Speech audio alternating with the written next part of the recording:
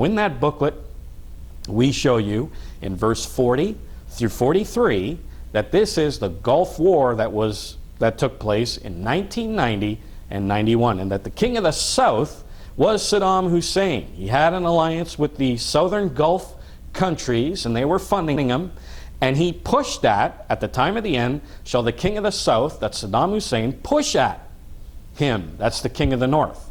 Who is the king of the North? The president of the United States of America that led the NATO alliance. And that push was when he invaded Kuwait. He threatened the economies of the West with oil embargoes, and he was also going to start trading oil in euro dollars instead of American dollars, which is, of course, an absolute no-no when it comes to oil trade. So he pushed at the king of the North, and so the king of the North shall come against him like a whirlwind. And we saw the American air power in the Gulf War of 1990 and 91, and many authors have called it the Whirlwind War because they came at Iraq like a storm. And we saw American superiority in the skies with the bombers, the incredible airstrikes that took place in Iraq. He came against him like a whirlwind. And the chariots, and with horsemen, and with many ships. That was the greatest naval armada that took place since World War II. And of course we mobilized, and all the chariots, meaning tanks and horsemen, coming into the Middle East against Saddam Hussein with many ships. And he shall enter into the countries, shall overflow, and pass over. That's exactly what happened in Desert Storm, Desert Shield. We mobilized many troops and supplies and came in over the countries, and the United States set up bases in Saudi Arabia, in other places around the Middle East, and they overflowed and passed over.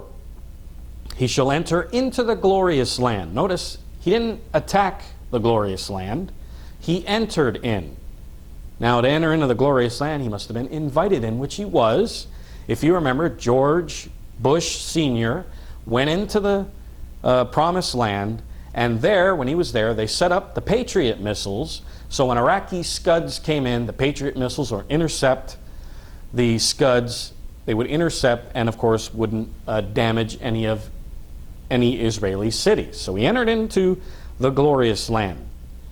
And many countries is italicized, and when we look into the Farrar Fenton translation, it says, many shall fall. And we saw on TV, on CNN, the million-man army of Saddam Hussein falling before and surrendering before the army of the United States and NATO.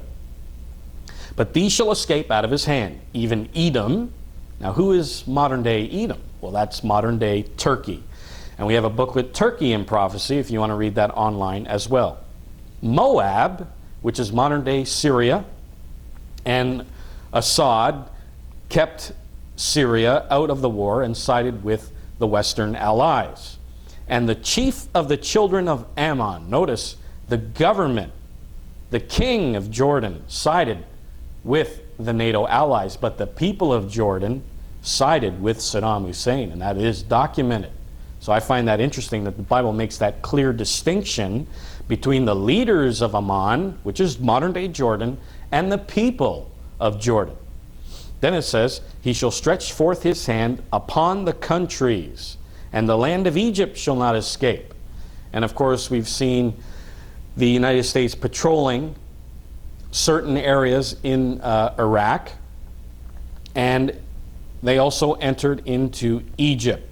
But he shall give power over the treasures of gold and silver. And of course, the United States has, when it mentions gold and silver, it means that it controls the economies of many of these nations, and which the United States does. And over the precious things of Egypt, the Suez Canal was vital. That was a vital port for bringing in supplies for the armies during the Gulf War. And so this is the precious things of Egypt. Precious things of Egypt are not the pyramids, but the Suez Canal. Notice, and the Libyans and the Ethiopians shall be at his steps, or at his submission. During that time of the Gulf War, the United States put sanctions on Libya, on Sudan, it says Ethiopians, but it should read the modern day Sudan. They put sanctions on these nations because they sided with Saddam Hussein. They went into the UN and slapped sanctions on these two countries. So the Libyans and the Ethiopians shall be at his submission.